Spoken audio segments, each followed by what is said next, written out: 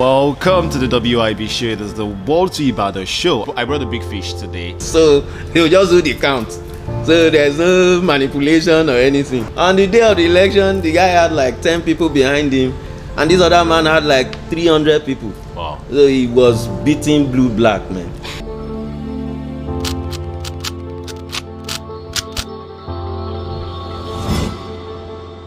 Ibadan people like to be blown away. When they see concepts that they've not seen before, they love it. Who leaves oil money? What happened? Why? When I got to the NNPC in 2003, I started working. I left in 2005. Okay. Because before then, so I faced my hustle squarely, neck deep into my outdoor business. I served with NUPENG. Okay. As the National Union of Petroleum and Natural Gas Workers. So what did you study? Psychology. Psychology, okay. Yes. So I had my service with them in Lagos. My boss wanted to run for governorship and stuff for Oyo State.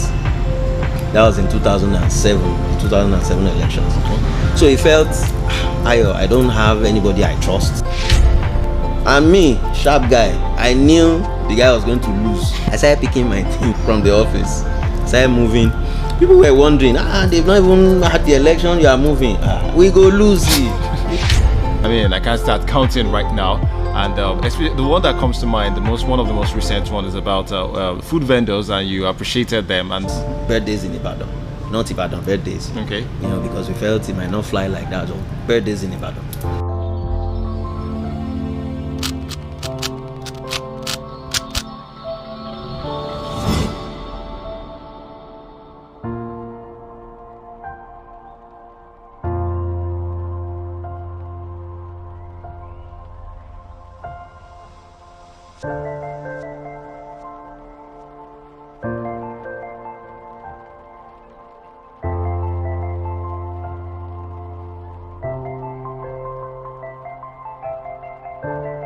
welcome to the W.I.B show. This is the Ibadan Show. There's something you call the Ibadan experience that you can't get anywhere. You have to have lived in Ibadan.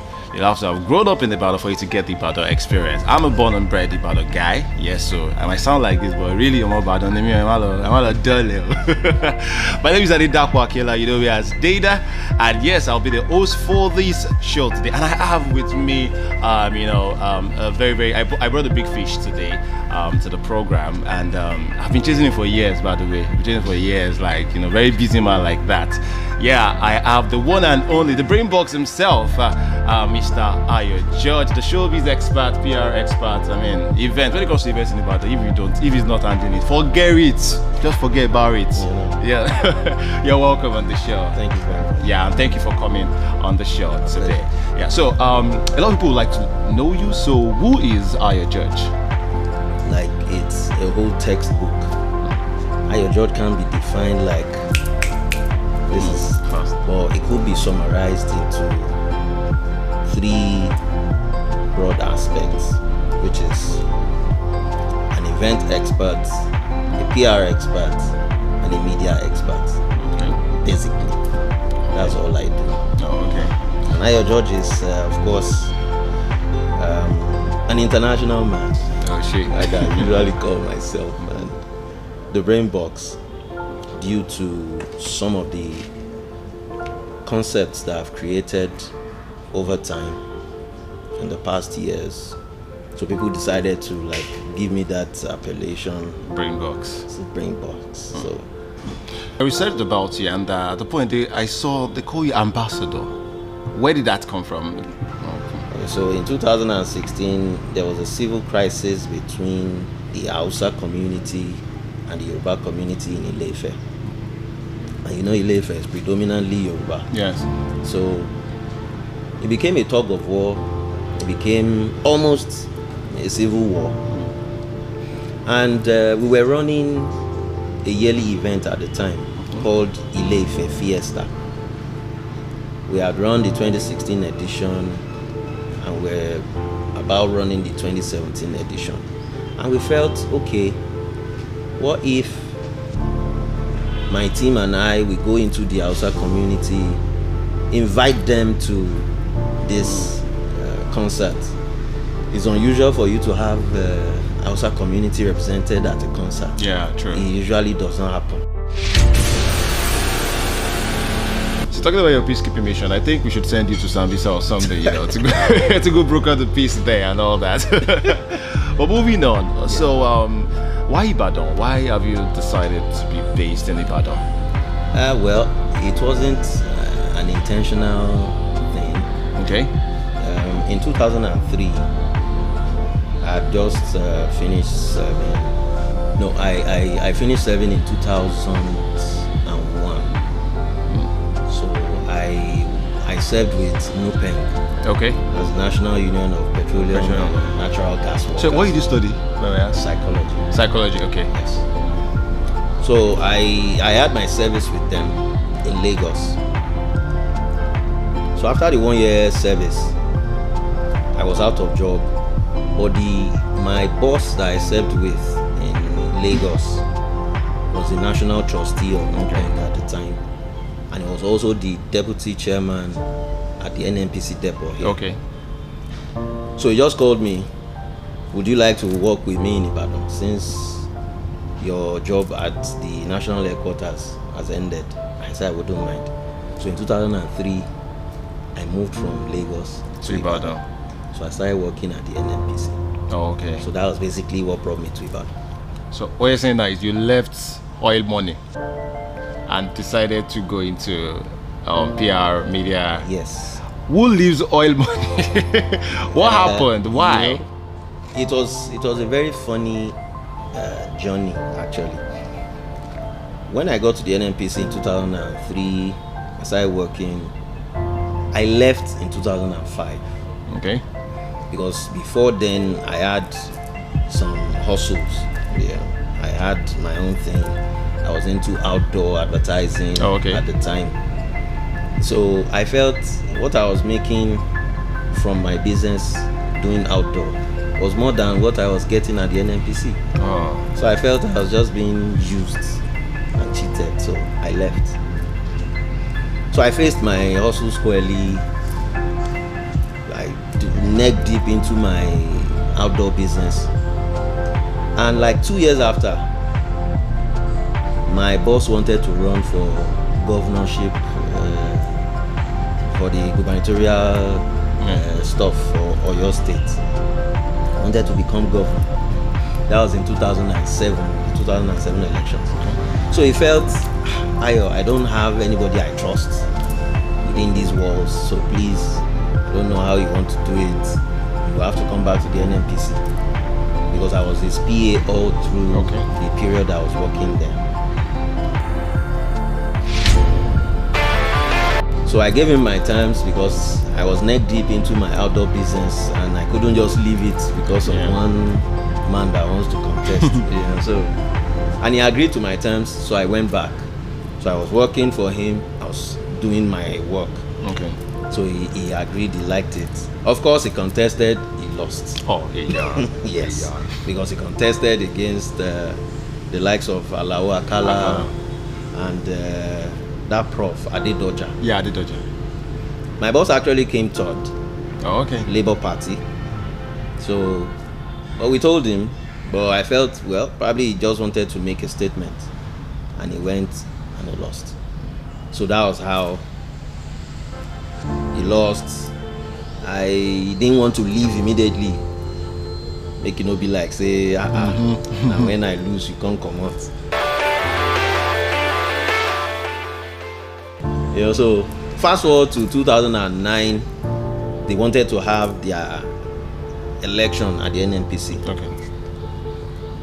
His boss that left the NNPC for him to become chairman wanted to come back. And I went to my boss, I told him, this guy coming back, he's a big man in town. He owns like 200 filling stations right now. As in, the guy is large. This man that wants to come back, he's senior you every how. Anyhow. Let him come back and let him fix you up somewhere else. since he used to be your boss. He gave me stories of how the depot was built in 1983, and I said, good, fantastic. And me, sharp guy, I knew the guy was going to lose. I started picking my things from the office, started moving. People were wondering, they've not even had the election, you are moving. We go lose it, leave that thing. So that was how. And their own kind of election is like the option A4, that you queue behind your candidate. Oh, so it will be so glaring. So they'll just do the count. So there's no manipulation or anything. On the day of the election, the guy had like 10 people behind him, and this other man had like 300 people. Wow. So he was beating blue-black, man. So that was how he lost, and I went to his office. I told you so. Of course, the coming administration, the new one, definitely didn't want to retain anybody that was working with, so too much politics in there. And because I had stuff I was doing already on ground, doing events, I was doing outdoors, so I just felt, I'm not an oil person in the first place. So that was how I left it. Tough. Okay. Yes. In 2019, I created a concept called Lagos Birthdays. Okay. It's just a platform for an event for celebrants from the same month to come together. Instead of having clusters of birthdays everywhere, let's all come together.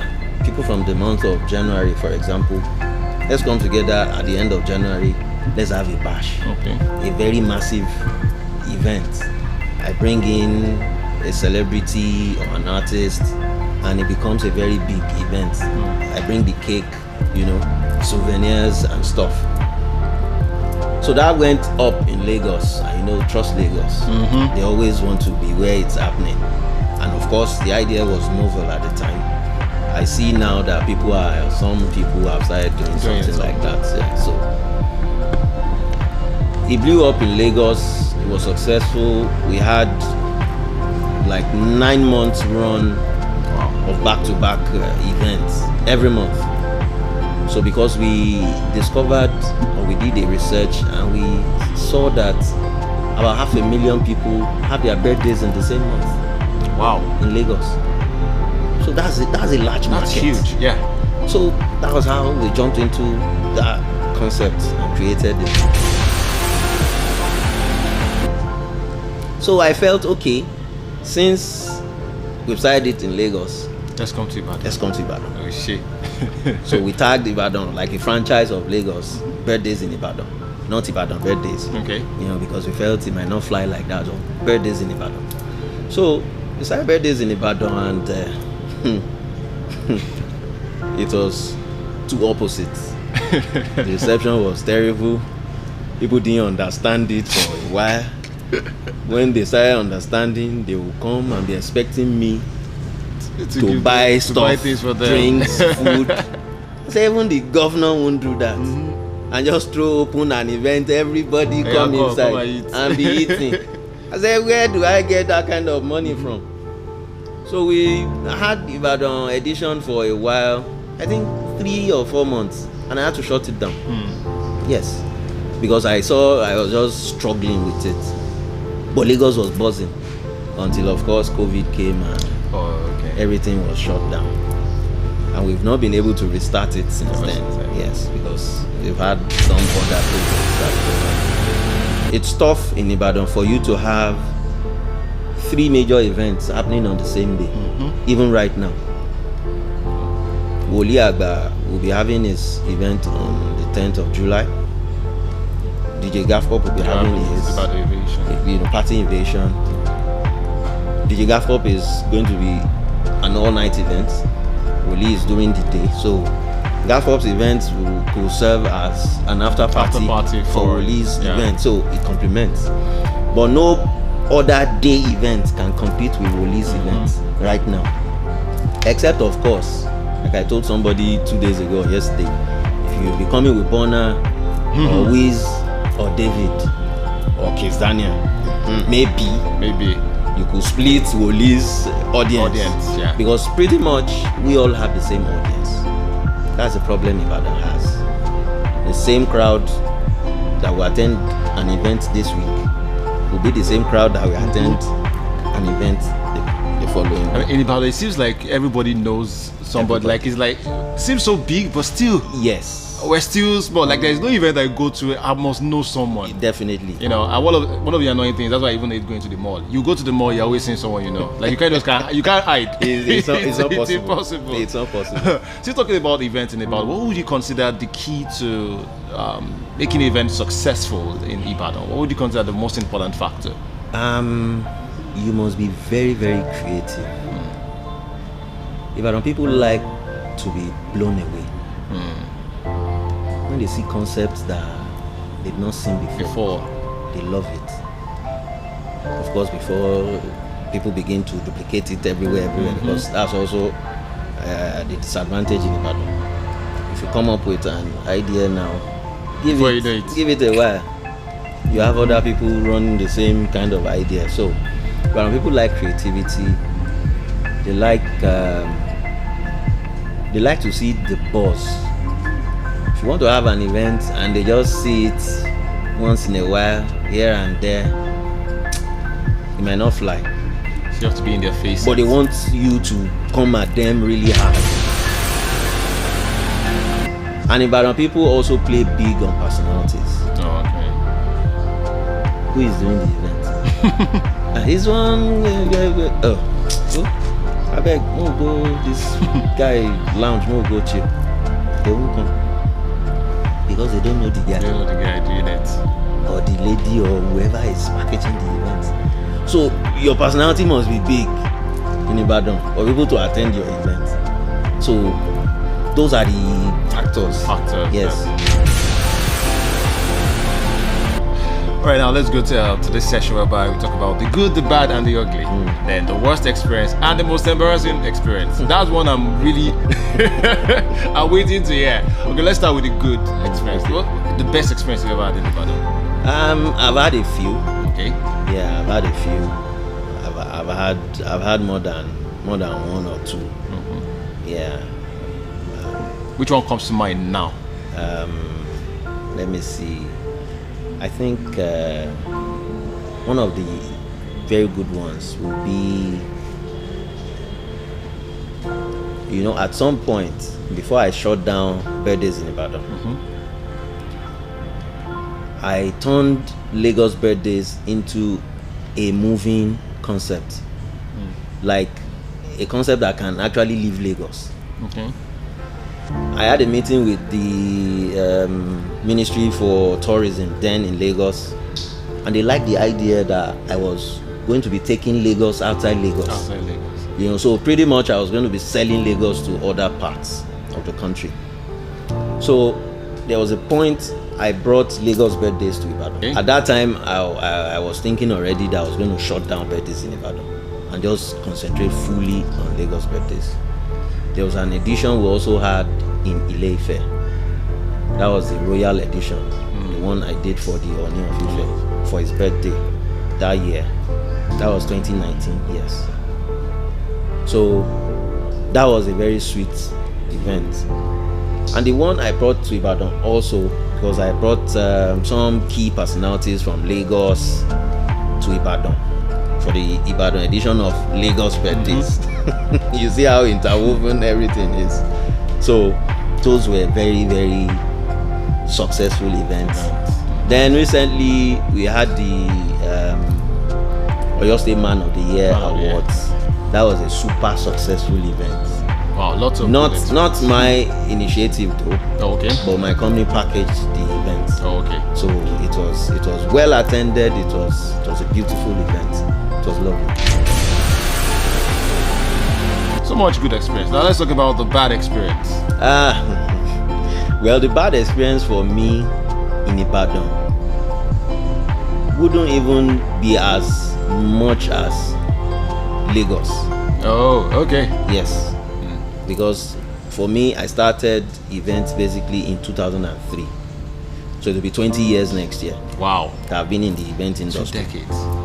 So I've had very terrible events in Lagos. As in, when you say an event failed, like a total flop, Failed woefully. a fiasco. I've had those in Lagos. Like, what's the minimum number you've ever had? That people attended, like your event. Like the event I'm talking about, the Lagos event. Okay. I've had a hall capacity of probably 200. Okay. And you have like 10 people in the hall. God. 10 people. Wow. As in, it was that terrible. It was that although, I'll always see those years as my teething period and all that. I was trying to, learn the ropes, understand my first event ever was in 2003, and it was a book launch. Okay. So that failed woefully.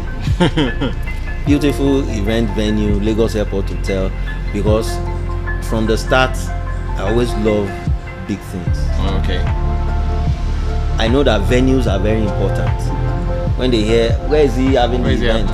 There is one, and they start describing. People lose interest. True. That I learned from my day one. So I started with Lagos Airport Hotel. And of course, the hall was going to take about 300 people, but like probably 15 people turned up. So we had the events, and To God be the glory. yeah, so it was terrible. Ibadan will be one of the birthdays in Ibadan edition. Oh, okay. Yes. I think it was at the Rock, because we were also moving it around the city. That should be at the Rock. People turned up and everybody was expecting me to give them something at a club where a bottle of water is not necessarily the actual price. It is sold out there, and you want me to start bringing drinks to the table, bringing food, chops, because it's your birthday month. As in, how do you explain that? I was embarrassed. I was in fact, that was the month I decided to shut down birthdays in Ibadan. Wow. Embarrassing, like very embarrassing. It doesn't have to do with the event though, That would be, I think, in 2012, but that wasn't in Ibadan as well. Oh, okay. It was in Lagos. This Lagos, Lagos. Lagos don't show me pepe. Like pepe. I understand also that if you don't have a name yet, and you want to push a big event, you need somebody to push forward. Okay. So I had my godfather then, Ambassador Shegun Lushola of blessed memory. Okay. So he wrote letters to some very high personalities like the Asiwaju, Bola Ahmed Tinubu, the former governor of Akwa State, Kanu Wankwo, the Sultan of Sokoto. Wow. I mean, he wrote letters for all these people. So I decided to ensure that these letters were delivered. So I started going around. I met the then PA to Asiwaju on media, who is now the Minister for Sports, Sunday Diary. Oh, Sunday Diary. Yes. Okay. He used to be Asiwaju's aide on media. So I met him then. That was my first time of meeting him. We exchanged pleasantries, collected a letter, told me all the normal stuff. Okay, try, come. I knew it was a lie because I could read it on his expression. Because I wasn't known. The reason they even gave me access into the office was because of the name Ambassador Shegun Lushola. So I got to some place and I wasn't even allowed to enter. They dropped the letter there, dropped it there. Like, who are you? So that's one of the problems in this kind of society that we live.